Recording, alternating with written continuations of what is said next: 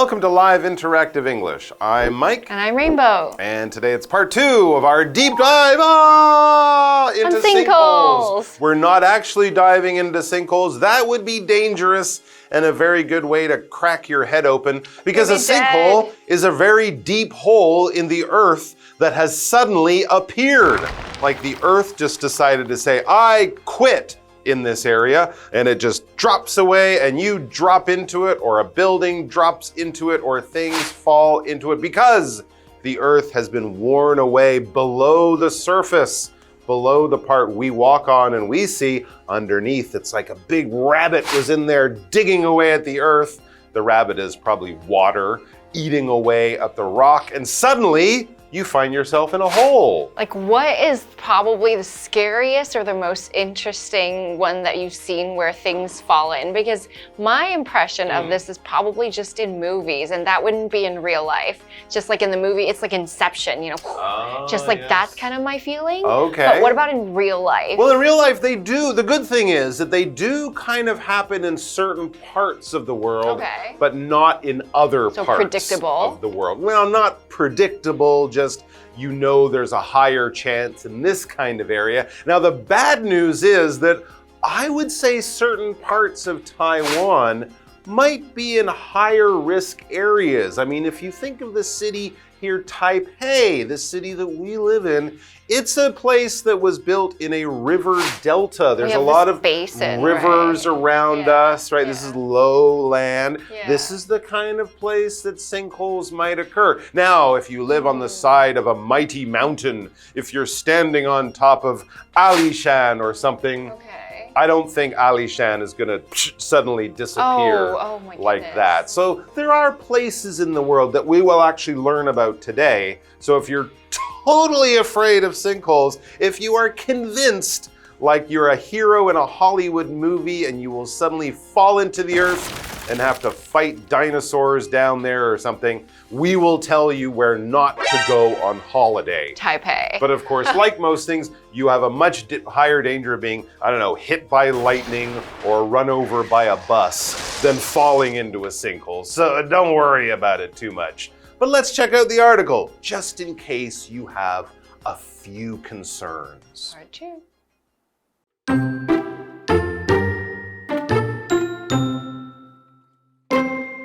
It is estimated that sinkholes threaten about 10% of land around the world. These at-risk areas usually have large amounts of limestone beneath the surface. One such place in the U.S. state of Florida is known as Sinkhole Alley. Residents here often worry their homes might suddenly disappear. To protect themselves, they routinely check that their windows and doors can be shut properly. If they can't, it might indicate that something is shifting underground.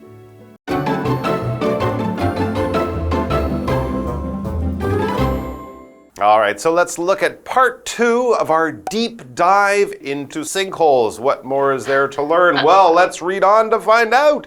It says it is estimated that sinkholes threaten about 10% of land around the world. That is not too low. It's not too low, but it's not too high. If you take all the land in the world, about 10% of it is a sinkhole danger area. Danger zone. You know, this is an estimate. Of course, the Earth is very big. The Earth is very complicated, and there's a lot of it we can't really see or test or do research on. But, you know, by looking at general areas, doing a bit of simple math, scientists are able to make an educated guess using facts and things that they do know to try to guess about the stuff they don't quite know or aren't sure about. And that is basically to estimate. For example, the doctor estimated that the wound would be fully healed in 2 weeks. It doesn't mean you'll wake up on day 14, magic, it's gone. It could happen a little early, a little later. That's around what they think. Okay, so back to the article. These at-risk areas usually have large amounts of limestone beneath the surface. Soft rock. Sounds dangerous. One such place in the U.S. state of Florida is known as Sinkhole Alley. Residents here often worry their homes might suddenly disappear. And I guess that Sinkhole Sinkhole Alley wasn't named that way for no reason. It's that place that's most susceptible to having sinkholes. Yeah, imagine trying to be a home salesperson in Sinkhole Alley. Oh, buy this house. It'll fall apart anytime. Yeah, you could have a suddenly brand new underground view from your kitchen window. Disappear in 10 years. Anyway, so this is a real thing. Now, maybe the houses are cheaper there. I'm sure, but it might be not worth it to go out to see a movie and come home going, oh, I hope the house is there. Oh my gosh, if there is a hole on the floor. From eating dinner or going to school or something like that. So this is an area with very soft soil. The ground is very soft and it does happen. It's very Roads, dangerous. Buildings, things like that can suddenly disappear into these holes, these sinkholes. So what do people do if they have to live there? If they choose to live there, what do? It says to protect themselves, they routinely check that their windows and doors can be shut properly. Very interesting. Yeah. This kind of relates to alignment. It kind of relates to earthquakes, right? They often say if there's an earthquake, open your doors, because if your building moves a little bit, your door might get stuck. Oh, interesting. And you won't be able to open it. Or if you think that the land under your home or a building is moving slowly and, changing or shifting, as we might say, yeah, if you can open your doors normally, well, they're probably still straight and tall and true like that. But if the door or window moves a little bit, it might suddenly get stuck. Yeah. It might suddenly squeak. It might suddenly be more difficult to use. So that is something to keep an eye on, especially if you live in an area of the world called Sinkhole Alley. If they can't, it says, if they can't open the doors or windows, it might indicate that something is shifting underground, or it might kind of be a warning that a sinkhole could be growing under their building. So to shift actually means to move slightly that's in a different position. So imagine you have a piece of land that's like this originally. If something under the ground moves, it shifts a little bit. It's slight movement in a certain direction at a certain angle. Sometimes it might be difficult to adjust, to observe something that shifts. So you have to be very observant. I shifted my bed into a different position so I could look out the window. I guess this is not a small shift. I'm moving it to another place. So a shift could be a move. You can do this on purpose, or it could be something that naturally happens that shifts a little bit. Things move around in life sometimes. But if it's in the case of Sinkhole Alley, we gotta check to make sure things are not shifting or we could be in danger. Okay, so that's it for this part of the article, and we'll take a quick break and be right back to learn more about sinkholes.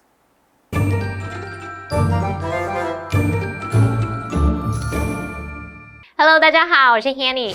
根据估计，世界各地大约有10%的土地受到天坑威胁。那这些危险地区的地表下通常有大量的石灰岩。课文就提到说，在美国佛罗里达州有一个这样的地方被称为天坑巷，那里的居民呢常常会担心他们家可能会突然消失。那为了自保，他们会定期检查门窗是否能正常关闭。如果不能啊，就可能表示说地下可能有什么东西正在移动。好 ，Mike 老师讲到这个门嘎吱作响的时候，他用到 squeak 这个动词 ，squeak，squeak 可以表达这个吱吱叫啊、嘎吱作响的意思。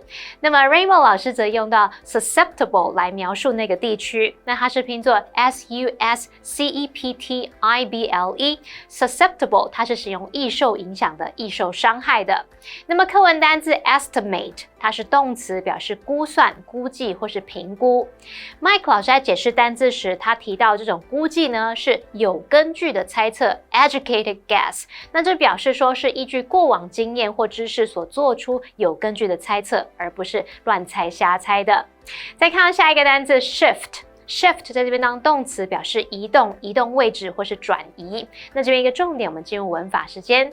好，这边我们来学习 amount 的用法。amount 尤其是用来指不可数名词的数量、总数，常常会用 an amount of 加名词，或者是 amount of 加名词去表达什么的数量。前面常常会加上 large、huge、great、small 等等来表示数量的多寡。举例来说 ，Emma added a small amount of sugar to her tea. Emma 在她的茶里面加了少量的糖。好，那比较一个用法是，我们在指可数名词的数量时，则会用形容词加上 numbers of， 或者是或 and 形容词 number of 再接复数可数名词。举例来说 ，A large number of people have volunteered to help. 有许多人自愿帮忙。好，接话课文中。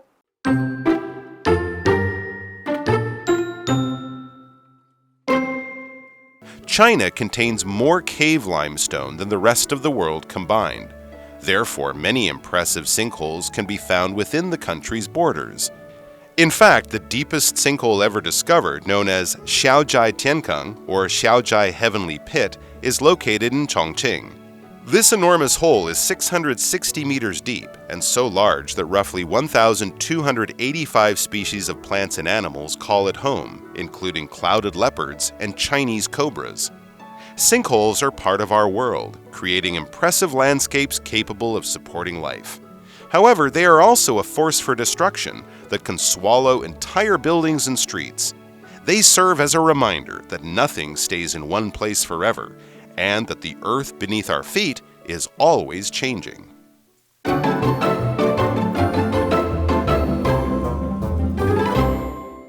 All right, we are back and we are going to another part of the world where they do have a lot of sinkholes. We know that because, of course, they also have a lot of limestone.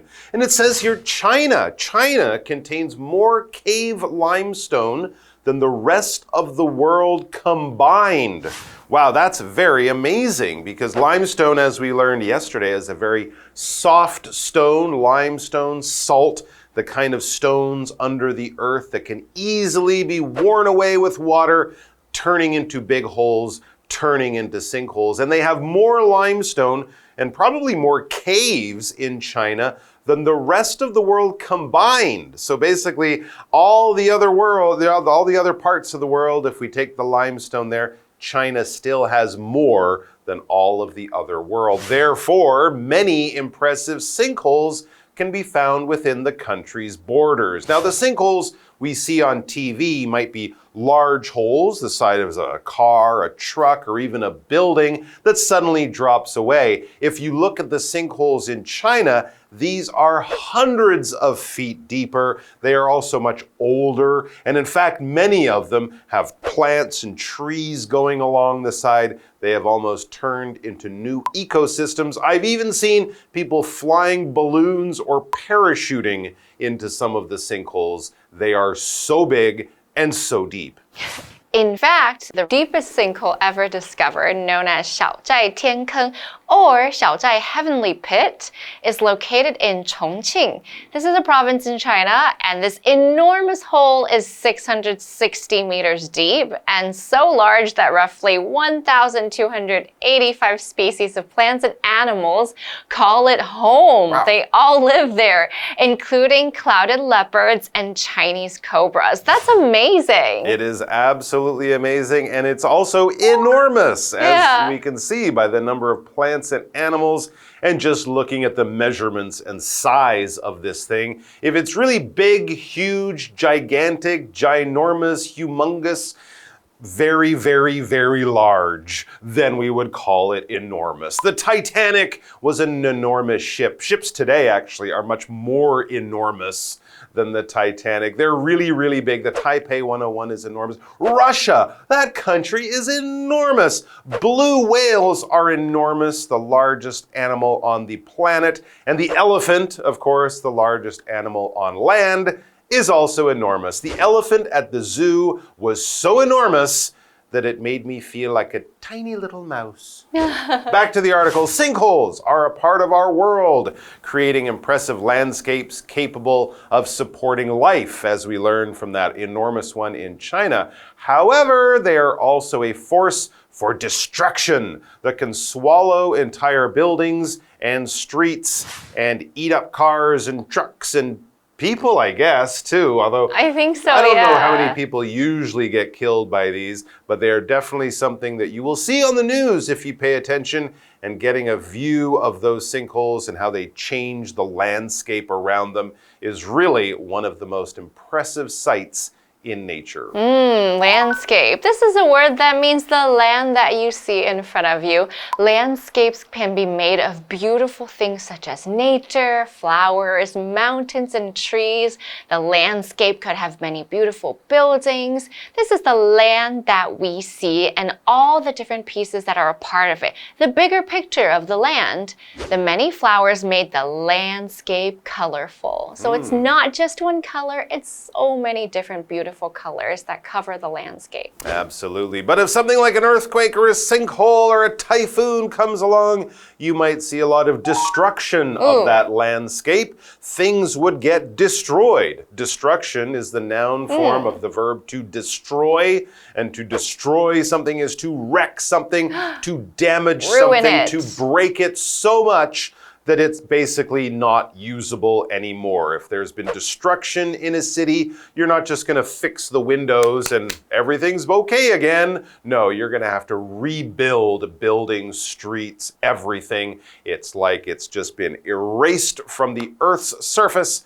Because it was destroyed, there was a lot of destruction. For example, the earthquake caused lots of destruction. Typhoons, fires, windstorms, all that kind of stuff. It takes a long time to fix. Back to the article, they serve as a reminder that nothing stays in one place forever, and that the earth beneath our feet is always changing. And I think it's also a reminder for us to be really thankful for what we have and the place that we call home as well. All right, our what do you think question. Rainbow, how do you think we could reduce the risk of sinkholes in our cities, where of course they are more dangerous to people and things? Maybe we would have to not build so many high-rises. Maybe that would be a lot of pressure on the earth, but I don't know if that could happen because the businesses tend to be in the cities and people need those high buildings. Oh, that's a good point. Good engineering is very important, and also good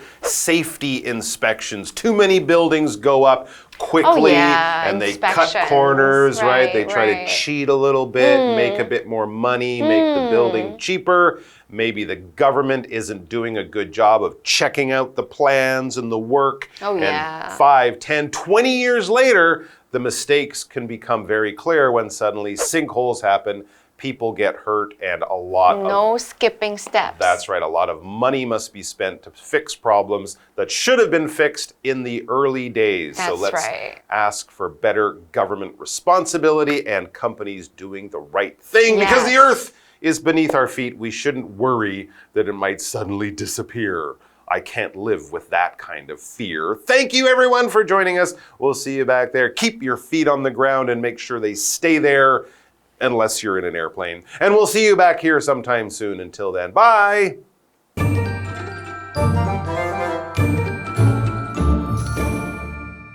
课文接着提到，中国的洞穴石灰岩比世界其他地方加起来还要多。那么因此呢，中国境内有许多惊人的天坑。至今发现最深的天坑是位于重庆的小寨天坑。那这个巨大坑洞有660公尺深诶。同学们想一下，台北101是500多公尺高，所以你想一下，好像整个101都可以装进去。那这个坑洞呢非常大，以至于约有1000多种的动植物以此为家，包括云豹还有眼镜蛇。Mike 老师提到这个坑洞里面发展出自己的生态系统。那我们顺便学一下 ecosystem， 在 system 前面加上 eco， 那么 ecosystem 就是生态系统。再看到单字 enormous， 它是形容巨大的、极大的。那补充一下 ，Mike 老师有用到 ginormous 和 humongous 来描述极大的、巨大无比的。那 ginormous 其实就是把 gigantic 跟 enormous 这两个形容词结合，还有 humongous 则是把这个 huge 跟 monstrous 这两个形容词把它结合。好，课文最后提到说，天坑是我们世界的一部分，它创造了能够维持生命的壮阔景观。却也是一种破坏力，可以吞噬整栋建筑还有街道。那天坑就提醒着我们，没有任何事物可以永远停留在一个地方，我们脚下的地面啊，随时都在变化。好，单字 landscape。它是指风景，尤其是路上的风景、自然景色。Destruction 这个名词则表示毁灭、破坏。那这边一个重点，我们进入文法时间。好，这边我们来学习 so 加上形容词或副词，再加 that 子句去表达如此怎么样，以至于怎么样，非常怎么样，结果怎么样。那这个句型是用来强调 so 后面的形容词或副词的程度，以至于造成了 that 子句描述的结果。我们先来看看 so 接形容词的例句。The video was so funny that we watched it again and again. 那个影片非常好笑，以至于我们一再的重看。再来看到 so 接副词的例句是 Tim laughed so hard that he fell off the chair. Tim 笑得很用力，结果从椅子上跌下来了。好，那么以上今天的讲解，同学别走开，马上回来哦。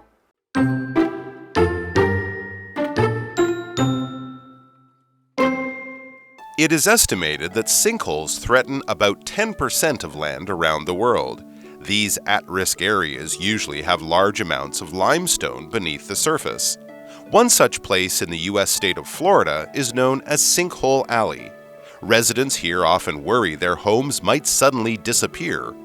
To protect themselves, they routinely check that their windows and doors can be shut properly. If they can't, it might indicate that something is shifting underground. China contains more cave limestone than the rest of the world combined.Therefore, many impressive sinkholes can be found within the country's borders. In fact, the deepest sinkhole ever discovered, known as Xiaojia Tiankeng, or Xiaojia Heavenly Pit, is located in Chongqing. This enormous hole is 660 meters deep and so large that roughly 1,285 species of plants and animals call it home, including clouded leopards and Chinese cobras.Sinkholes are part of our world, creating impressive landscapes capable of supporting life. However, they are also a force for destruction that can swallow entire buildings and streets. They serve as a reminder that nothing stays in one place forever, and that the earth beneath our feet is always changing.